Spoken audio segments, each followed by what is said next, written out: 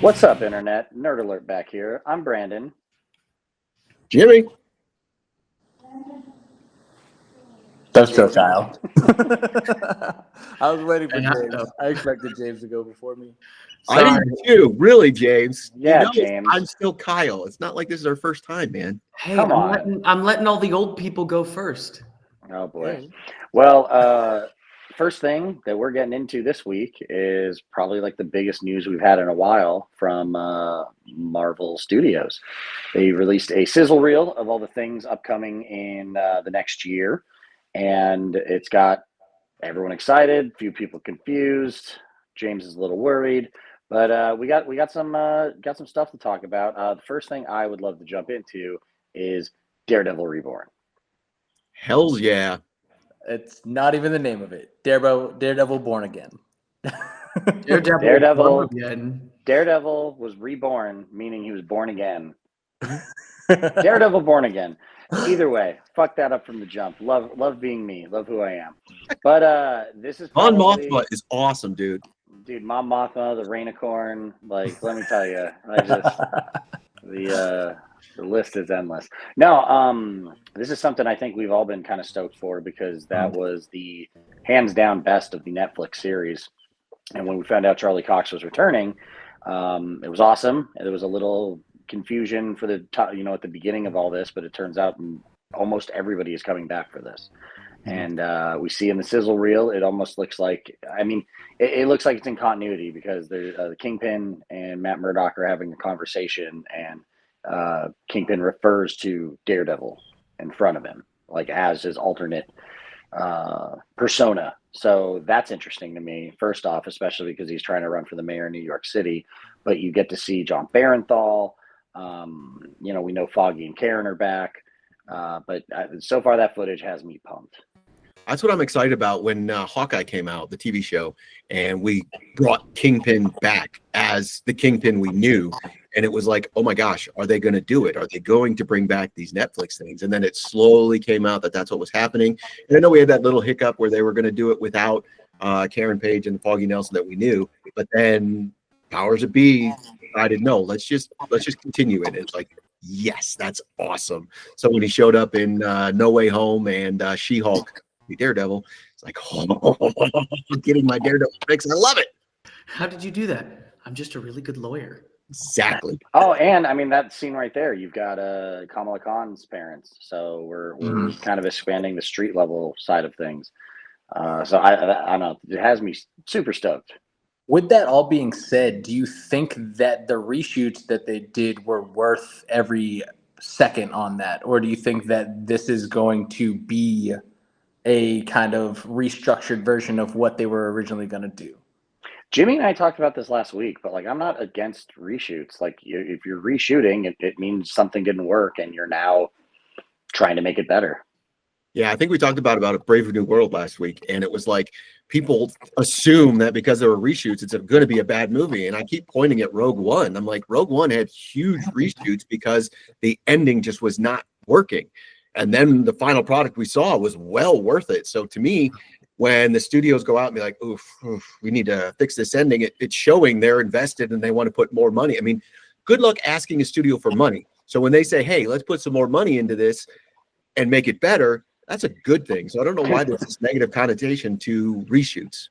Well, I think there's two sides of the coin, right? We've had really great examples of reshoots working, but we also have like movies that have gone through many rounds of reshoots and are still terrible. You know what I mean? So it's like, I think that's why people kind of fear the reshoot word or the, this word in this sense. But I think that now it looks like they basically were like, we were going to shoot without Foggy Nelson and all that kind of stuff, but we ended up getting the contracts back. So now we added them back into the story, maybe added some Punisher stuff. Like that's what I feel like these reshoots were, where it's like they kind of went into production without securing all the stuff. And then once they got everybody back, they're like, okay, well, let's just kind of get everybody back into the story. And also excited to see the Daredevil Punisher team up come back in this series.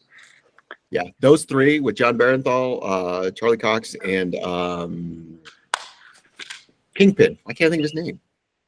I don't know what his Vincent D'Onofrio. Yeah, Vincent D'Onofrio. Those three actors and the chemistry they have on screen. Oh, for sure. Phenomenal. And I love that at the end of Echo, they teased Wilson Fisk running for mayor. And I'm like, I love that storyline. I just can't wait to see how they pull this off. The thing that has me most interested, though, like I mentioned with, I don't know if we recorded it, but Jimmy and I were talking about the Punisher and the moves Marvel has made lately to basically do away with him. They introduced a new guy to be the Punisher, but like with a more legitimate backstory, because the final series that Jason Aaron wrote to kind of do away with the Punisher because of all the I don't know how to put it. People adapting, negative attention of the Punisher skull or being used in ways that it shouldn't be used. They basically changed his origin to that he is always this like troubled, messed up person who just had a inkling to violence, and he was so detached from his family that at the park that day when they went before his family was murdered, his wife was leaving him. She was taking the kids and running away. So it kind of makes his whole like thing for vengeance not as legitimate. So with them making these big moves with him in the comics, usually when something big comes out in the movies, something happens in the comics, you reintroduce a character, you get like new number ones and stuff. So I'm interested to see what they do with Frank Castle on the pages once he debuts again in the show. And it's weird to me that they sort of picked Punisher. I mean, I kind of get it, but at the same time, you don't see like law enforcement glomming on to Wolverine or worse, Deadpool. And it's like, yeah, I get it, but at the same time, those two are just as violent, and they're doing well. It's because his whole thing is he kills criminals, and yeah, but he's not the cop, and that's what they're the ones that are sort of glomming on to him being, the cop and doing the right thing. It's like he doesn't do the right thing. What are you talking about? Like the whole, I mean, there's been several books since the whole controversy came up of the Punisher, like looking at the camera and being like, I'm not a good person. You're supposed to uphold the law. I take shit into my own hands. That's not your job. So, well, that's what we talked about last week. One of my favorite panels ever is he's sitting there and he's talking to them and saying, if you want an idol, go to Cap. Captain America is the guy you want, not me. I'm not the guy. And it's like, that's beautiful, well written, awesome. And it's like, yeah, why? I understand like an average citizen being like, ooh, I love Punisher. I'm going to put it on my car, my sticker, whatever. Cool. But like, seriously, law enforcement has definitely sort of taken it. It's like, it's not what he does. Yeah. But I don't know. That's I guess we'll see what happens with the show here. But yeah, I mean, what did they say? I think originally they said it was going to be like 18 episodes. I don't know if that number got dropped, but it looked like a lengthy season. It's definitely longer than most, but I think that's because they're incorporating some big hitters that have been in other shows. And so now the story arc, and honestly, the mayor storyline with Kingpin himself that's a huge story. Yeah, I hope there's just some prizes still though. Like there were, because a lot was shown and revealed, and people taking photos of the set and everything. So I hope there's a few cameos in there we're not ready for. After Deadpool and Logan, or after Deadpool and Wolverine, I was shocked at some of the things that didn't make it into the rumor mill. So yeah, I think there is a lot of good non-spoilers going out. Totally. I just want to see my boy Rose because he has the purple mask and I love the design. That's it. What else is on that sizzle reel? Cool.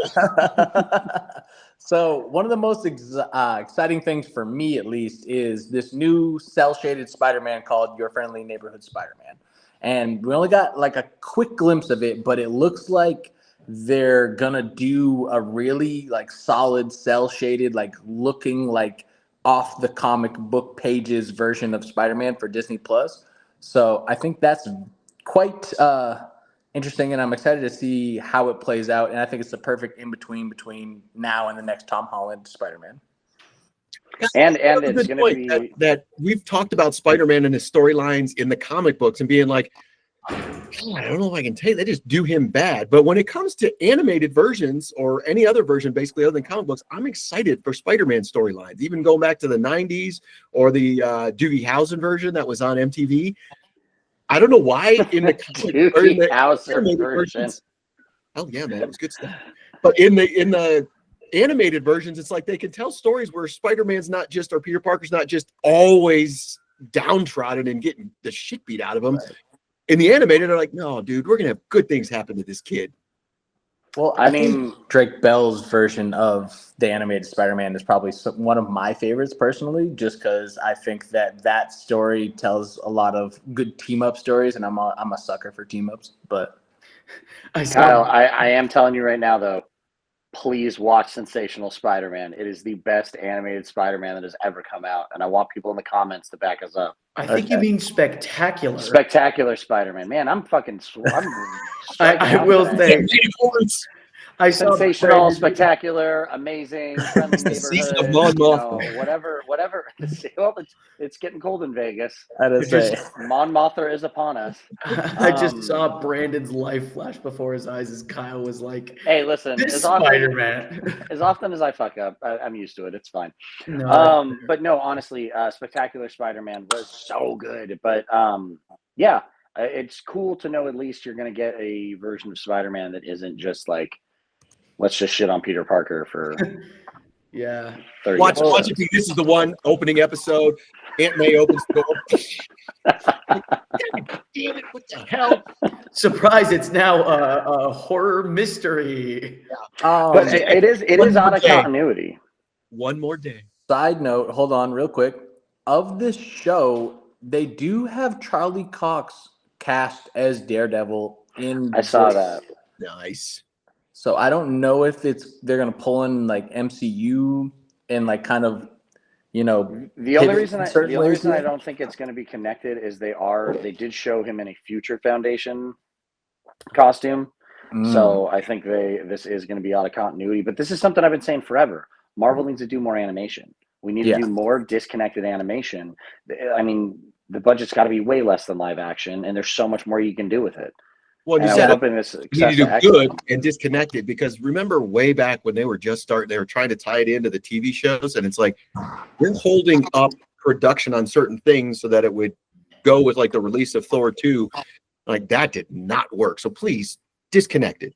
But I also just think that DC's proven time and time again, you can tell incredible animated stories. Like I just watched I haven't finished it actually, but I just watched the last part of the I just finished Battle of Infinite Crisis on Infinite Earth. Yeah. And man, is that quite the insane story. Plus I adore what is it, Jensen Ackles is Batman, and I love that we're getting to a point that like animation's finally become a priority for Marvel, because they've lacked in it in so long, and it's just been lackluster after lackluster performance from them. Do you think at Warner Brothers, the writers in the animation department walk by the writers of the live action, they're just like, I mean, seriously, how can they make animated films, but their live action section is like crap?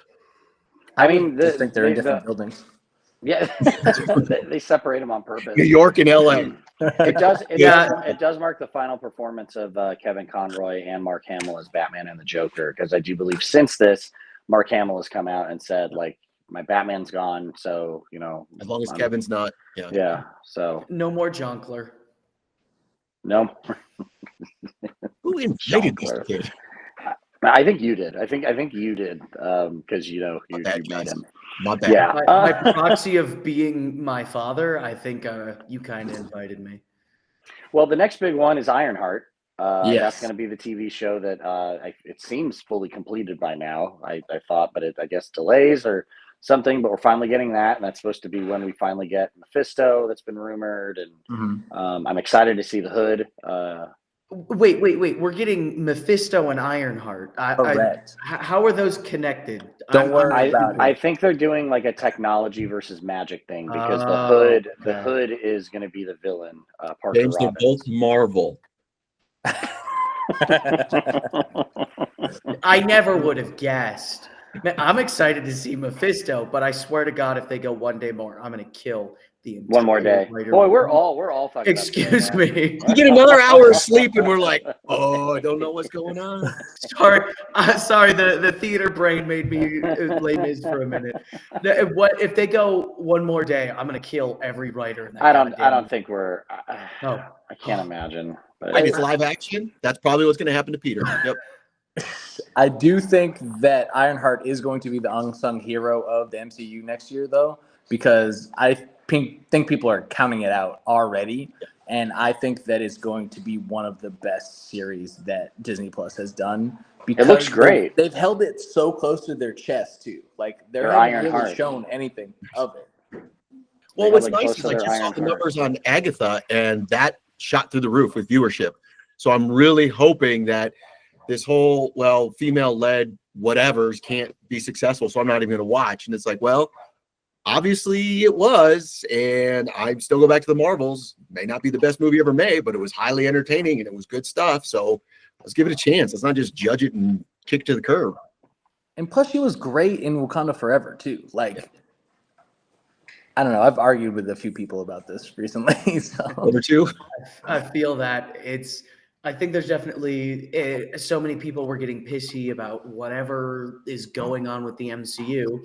And I'll admit there were definitely a few valid arguments, but a lot of it boiled down to you're just lazy and you don't want to sit through developing a story. Yep. You just immediately want the dopamine hit of the big team up. And now that I think they can see the vision that we're getting towards the big thing. People are being a little more accepting of this development and whatnot. And so now we have these good numbers, and now hopefully people are like, oh, wait, I was wrong. I'm an idiot. Speaking of development, Fantastic Four. Oh, that out. sits number one on my most anticipated. Like, I think that's the hardest one to do just because we have Thor. And they've messed it Real up movies a bunch. Yeah. I was going to say, don't fuck up Fantastic Four challenge. Impossible. Yeah. I will have to rewatch those just for context. It's going to be rough. But the only thing I hope that comes out of that is, like I said, Miles Teller is the maker with Secret Wars. That would be outstanding. But someone said even Johan Griffith might come back, but I think Miles Teller would be more of a better fit because it is a younger read. But that sits at top my most anticipated and has for quite some time. So Galactus returning or showing up, I guess, not returning, but Galactus appearing in this film. Do you believe that they're going to pivot hard to Galactus being the overall big bad, or you think that they're still going to go like Doctor Doom, or is it going to be the team up thing? Like, how do you think that they're going to play with these two massive villains coming to the MCU?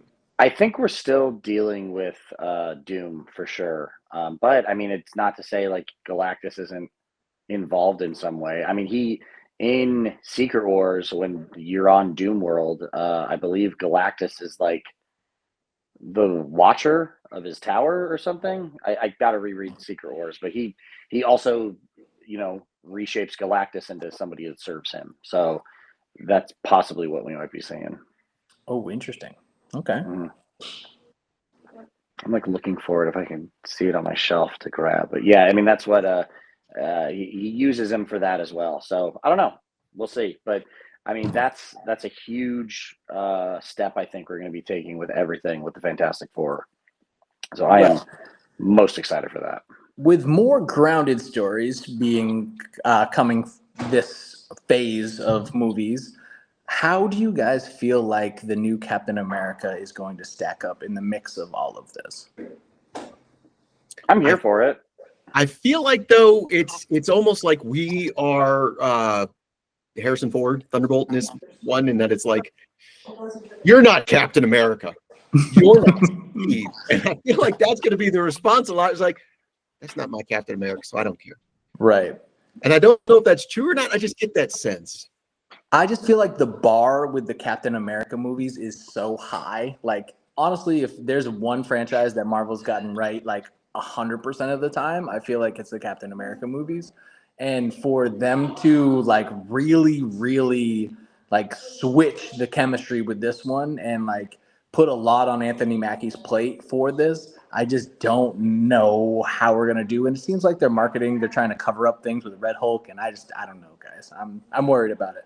Well, this is another one that's got that reshoot stigma to it, and that they went back and did some heavy reshoots and actually recasting. So I'm curious. And even what I said before about, it's not necessarily a bad thing. That for some reason, that one, when they do say reshoots, it's like, yeah, I don't know if they were able to pull it off. So I'm hoping.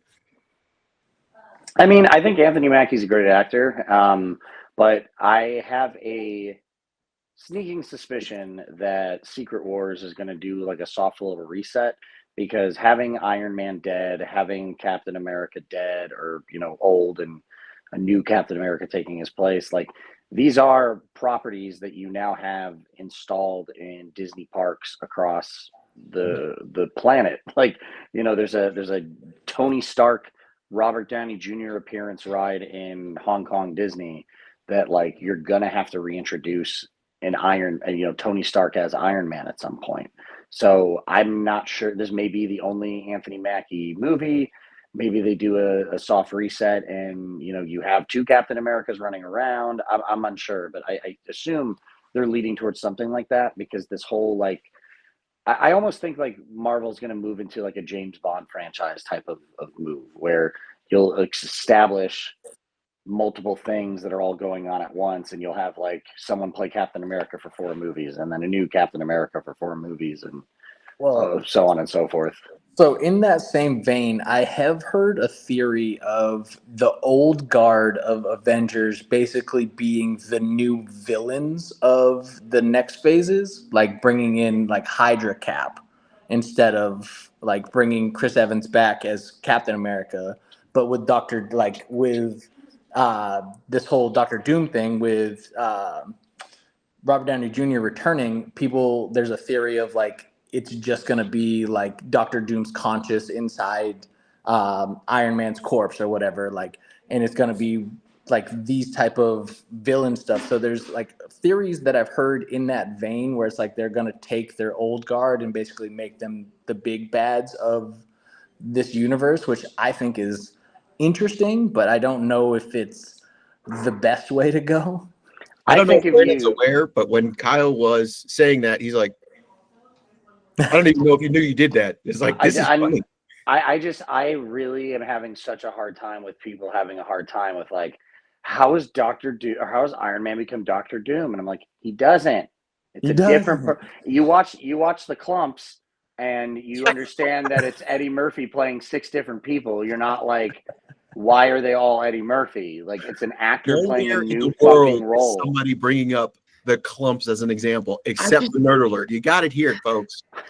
I just don't get why Austin Powers is every character in Austin Powers. Why does he show up so many times? like why is Austin Powers also Dr. Evil? That's so why is he the bad guy? It's a different fucking person. Does he suffer from dissociative identity disorder? I honestly think you'll see maybe some cameos of like Chris Evans, but I think it would be pretty fucked up if they were like only introduced him as a bad guy after the send-off you give him in Endgame.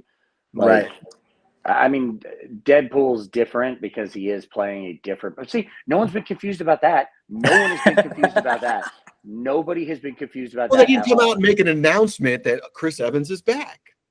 You saw it in the movie, so you knew how it was playing out. But still, like, no one was like, "Oh, what?" Like, no, he played a different person in a different fucking movie. Like, when Michael B. Jordan showed up in Wakanda, I was very confused. I'm like, Storm, what's going on? So that would be really fucked up if they show up with Michael B. Jordan and some people are like, "Oh shit, he's a bad man," and some are like, "No, dude, he's a hero." Awesome. Hey guys, why is the dude from Seabiscuit Spider-Man? I don't understand that. or they're like, or they won't know who he is as the Human Torch because nobody saw that movie. They're like, that's "You're who?" More accurate. I did. You're who? I did see it. I wish I could claim the guy from the Roger Corman version, but I don't know his name. Sorry.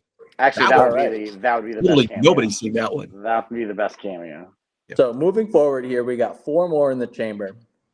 And the surprise announcement of this scissor reel, I feel like, was Eyes of Wakanda, which is an animated Black Panther show, which I think personally is the perfect pivot for them with losing Chadwick Boseman and not really knowing what to do with this character after Wakanda Forever.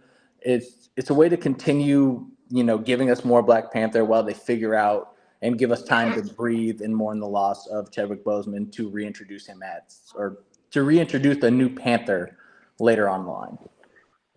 I think you said it right there. Like, I mean, I think that was the issue with Black Panther too, that a lot of people were either underwhelmed by it or not, because it was just like, I don't know, it's like doing a Batman movie without Batman.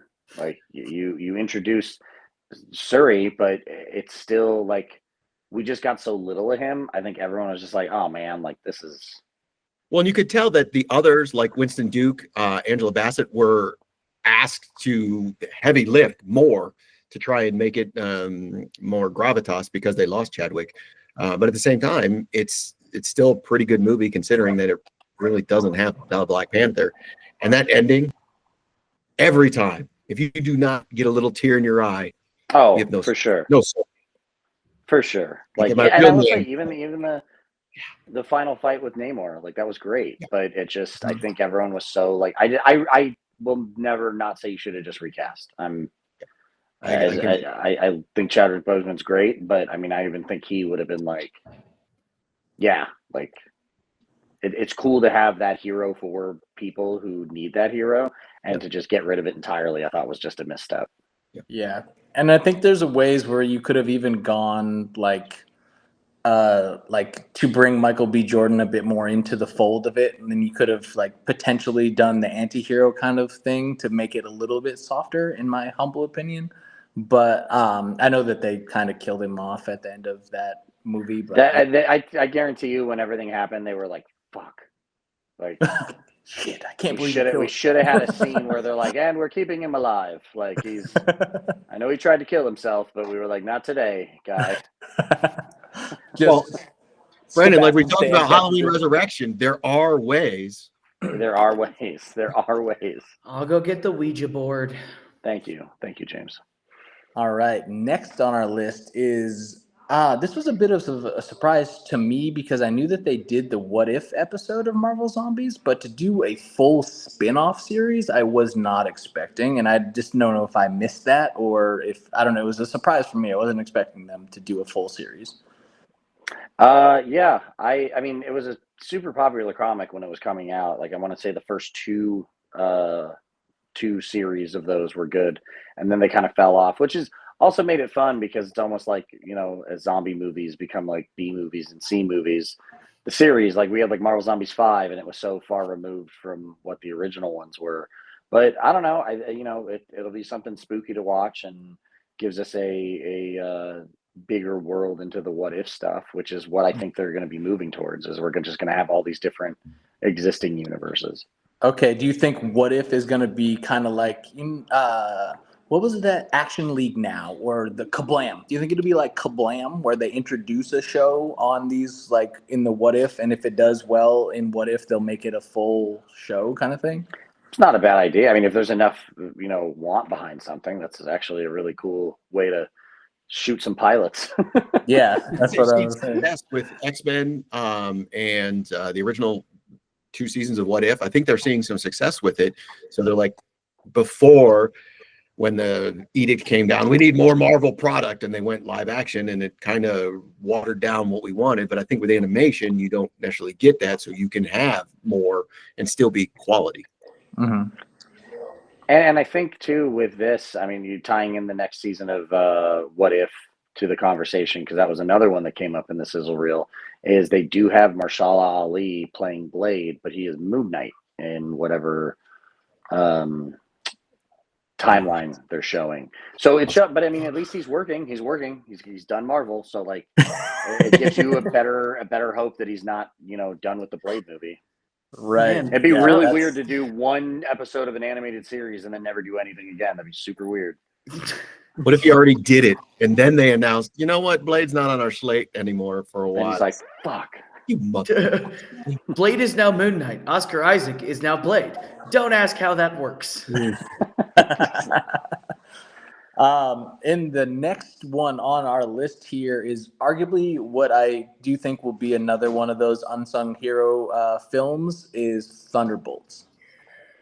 Can't wait for that, man. I think Thunderbolts is going to be arguably the best film next year. I think that they've done nothing but like build these characters in a way where it's like it's more than a Suicide Squad. It's more than like a whatever. The only thing I'm really confused about is Sebastian Stan and his whole Bucky arc here, because we went on a whole ride with Bucky, and for him to go like right back into kind of Winter Soldier mode kind of confuses me, because like where'd the White Widow or the White Tiger thing go? Like where'd all that? Just remember though, the Thunderbolts, at least comic book wise, and I know they don't really show it in this, are bad guys.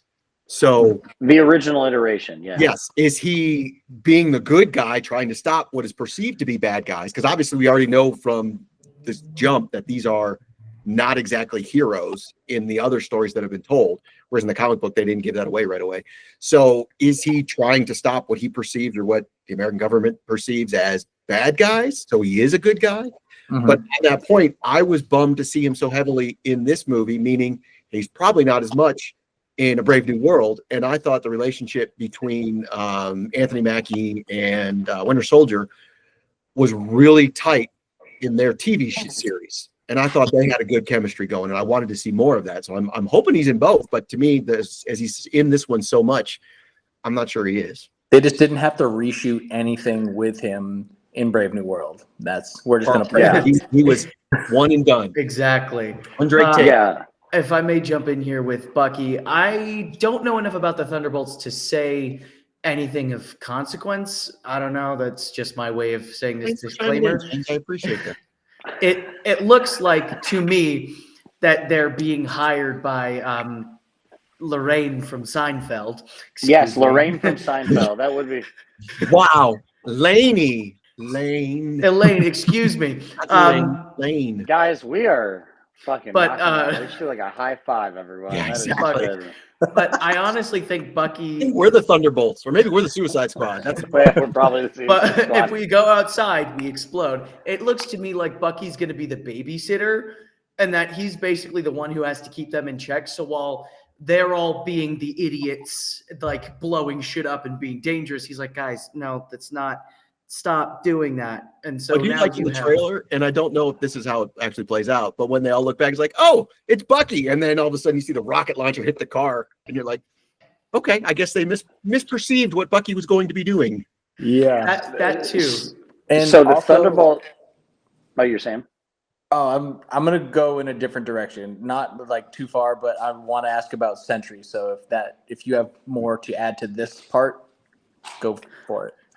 Well, I was going to say the thing with the Thunderbolts is when they debuted, it was a brand new team of heroes. And the twist is that it was all villains posing as heroes to gain the public's trust, Baron Zemo and a bunch of others. So this already is more of a Suicide Squad buildup where they're taking people and just adjusting them.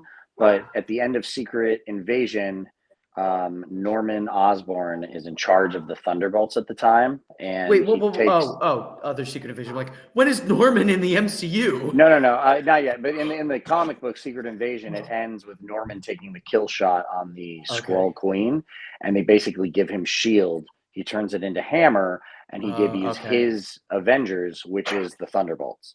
So a long story there with that. As far as the Sentry is interesting, and I don't know if they're going to do this like retcon or anything, but the whole deal with the Sentry is that he was the hero. He was the top hero. Everybody worked with him. Everybody had team-ups, all this and that, and then everyone was made to forget he existed. And that's what caused like his crazy mental break. He wasn't a drug. I don't think he was a drug addict. I think he was like he took a compound or something that gave him powers, but like the whole thing was he was the hero, and then everyone was forced to forget who he was. So I believe in. Oh, go on. Other the other side of that with Sentry is, do you think that we're going to see any of the aspects of the Void, or do you think that it's just going to be like a soft entry to Sentry? Might like tease it. I don't know if they're going to go full Void right away, but I could see it. You know, Because I feel like if they go Void right away, then that gives like a kind of a full villain for everyone to in this movie to like really dive into, and then that kind of can spin off into a whole series on itself if they do go that route. But I Yeah. also I just don't know what the purpose of this movie is besides just to have a bitch and ride with some villains. You know what I mean? Like that's what I'm trying which to I mean, I'm also here for. Yeah. What's nice is it's been set up. It's not just like, hey, we saw Suicide Squad, we can do better. Let's do it. It's like they have been setting this up to be this with Lane recruiting all these people to be going this route. And I'm wondering if the perception is, as an audience, we know they're not good guys, but I wonder if as they're showing it to the public that's going to be in the movie, so they're promoting it as our new team of superheroes, and they're going out into the world as superheroes, although we know they're not. That'd be an interesting way to tell this story. And I had someone in my comments have a fear about Sentry being too much like a Homelander competitor. And I was looking at it and I was like, I don't really feel like that way. I feel like if you're going to go Homelander competitor from Marvel, you bring in like Hyperion or like whatever, you know what I mean? Yeah, I don't think you're gonna have Sentry like jerking off on the side of a building. Yeah, I was gonna say that would be Norman when He could if he wanted to, but that would be could. That to me, a Homelander competitor character-wise would probably be Norman after he gets hammered, because that's kind of what he becomes, this douchebag power Well, I think he means as far as like someone with that power, because I mean, like you don't have That Superman in Marvel, and either Sentry or Hyperion are technically like the two closest to that. Oh, I got you. Okay, you meant power level. My bad. I do like the fact that Lewis Pullman seems to be Bob in his movies. I hope every movie moving forward, I'm Bob, as he was in Maverick, and now he is in this Bob. I'm like, I don't even think he did it on purpose. I just think it's hilarious that he's constantly being introduced as Bob. Eternally Bob. Bob. Like, still Kyle. on his headstone. Well, best known for playing Bob. Bob. B.O.B. He was Bob in 48 movies. All right. Well, the last thing we do have on our list of that scissor reel is the surprising one for me, and I know I've said that a few times, but Wonder Man, because I don't know anything about the character. It seems like it's they brought in the guy from Iron Man 3 and Shang-Chi to be like a co-actor side of this, and I don't really understand what that movie is, but it looks like he's like a failed actor that somehow becomes a hero. I don't know. I'm confused by the trailer. The journey of Ben Kingsley in the MCU is super wild, because like he literally goes from an international terrorist to like a kidnapped theater man who gets to go to a new dimension and Earth and world or whatever, and then now he's back in Hollywood. Like, I don't know, man. Things get a little weird here in reality, but I think it would be really I tough love to be it like, too, because Iron Man 3, when they revealed he wasn't really who he said he was, and everybody's like, oh my God, you totally did it wrong. He's not the Mandarin, whatever. And it's like, I am actually shocked Ben Kingsley came back because of all that flack that came out. I think he has fun with the character. Oh, I think he has a lot of fun definitely. with the character. When we saw him in he's here for Shang-Chi, it was like, that's hilarious. So in the comics, Wonder Man is an actor. I am not totally well-rounded on. I mean, he's never been like, as far as when I've been reading comic books, he's never been a solo hero with a series. He always makes appearances and stuff like that. But he's basically like pure energy. He does have a relationship with Scarlet Witch at some point. He's mass times the speed of light squared. Oh my God. Mute him. Anyways, he I love the faces. I love the faces from everybody. But he basically is pure energy. He deals a lot with the Scarlet Witch and Vision and Ultron, he's very like essential to that story. I think they used his brain waves to help create Vision. Don't quote me on this, anybody. I will probably do a deeper dive on that character. But then in the last like in the comments. yeah, well, come please, if you have anything that I'm saying wrong, let us know in the comments. But it was when Bendis was still writing Avengers, so this is longer ago than I realized, but he changed to be a pacifist and refused to hurt anybody. But then his last like real appearance was in this like annual where he was leading a charge against the Avengers because he didn't think they were doing a good enough job. So he's kind of been by the wayside, and this could be a big reintroduction for him. But it looks like, as far as the TV show, it's going to be taking a lot of liberties to like have this be a original story. Like he's always been around, but he's never been a Captain America. He's never been an Iron Man or a Wolverine, you know? So I think this is a good time to take a character that's been around forever and adjust it to something that maybe makes a little more sense for the MCU. Do you think that because you called him pure energy, you think that they'll make them make him the MCU's like Molecule Man, where it's like he is kind of that play in the up and coming events? Or I don't no, because he doesn't have like the manipulation thing. Like he can just expel and like he doesn't have the power to like change things as if like Firestorm or anything like that. I think I think that's just like how he gets his powers to shoot lasers out of his hands or some shit. Laser beams. But I mean, it's it won't be the first time the MCU's done like a more original take on a character, and as far as I'm concerned, everything's worked out pretty well. So we'll see what happens with it. And it's also not the first time they've taken an obscure character and put him front and center. I mean, Guardians of the Galaxy, most of the people had no idea who that team was, and now it's one of their favorite team ups. So yeah, I'm curious to see it. And James, I thought you were going to make a Black Manta joke versus a science joke. So, way to go. Way to let everybody down. Yeah. Oh, I'm sorry. I'm studying physics. Oh. You should be. You should be sorry that you're doing that. Hey, you know what's funny about my two fingers right now? They run parallel to each other. You know I'm sending this to your dean. Yep. Oh, I never thought I would quote Beavis and Butthead on here, James, but if I wanted to read, I'd go back to school. Well, I think that wraps up our Marvel segment. So Yeah, sure does. let us know what you guys think in the comments, what you're excited for, anything we missed, and we'll be back here soon.